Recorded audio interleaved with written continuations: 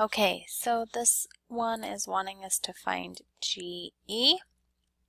And so again, parallel lines cut these segments in proportion. So if this is a third, if AD is a third of the total length AB, then that means the side on this side that's cut by this parallel line and this parallel line, so CE, would be a third of the total length CB.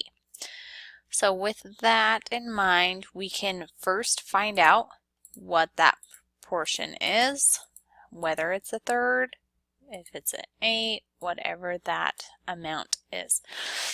Now, the thing that I'm going to focus on is actually, since we have the length of B to D, I'm going to first focus on finding the total length of B to E. And I'm going to represent that by X. I'll let GE be little a, just so that we can keep it straight. So the reason I did that is because if we find this total length from B to E, we can then take the 24 units, that's the length of BG, away from it, and that leaves us with this length of GA. So that's my plan. So we're going to set it up in the same manner. So I'm finding X, so I'm going to set it up X divided by X divided by, so this side divided by 17 is got to equal, so since I compared this X first, then the side length that is starting at the vertex and ending at this same parallel line, which is BD, is 46, so 46 divided by, now 17 is between this parallel line DE and this parallel line AC for this segment, so I want to find the segment length on BA that's cut by DE and AC. So that would end up being DA, which is 23. So this is setting up our proportion.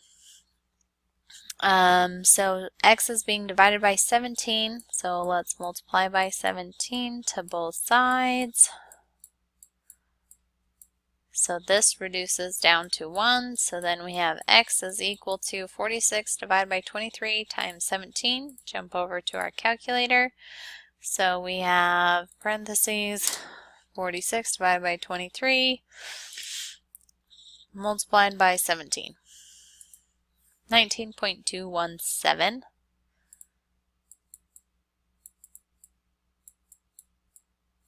So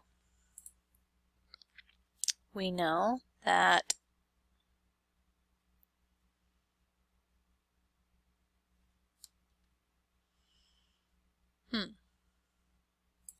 okay, I'm pausing here, which is a good thing because I'm looking at this 19.21 and I'm thinking, how is this total length smaller than BG?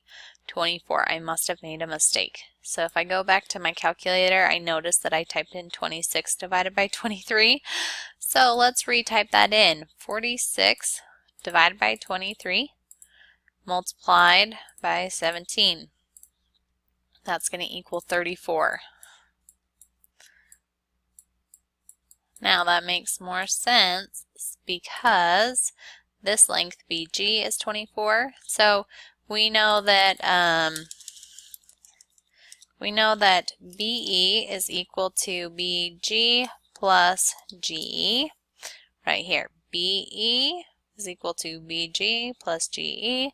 So we're going to just substitute in. We know that BE, the total length, we just found to be X, is 34. We know that BG is 24 plus whatever GE is. So 24 plus what is going to give me 34? GE has to be 10.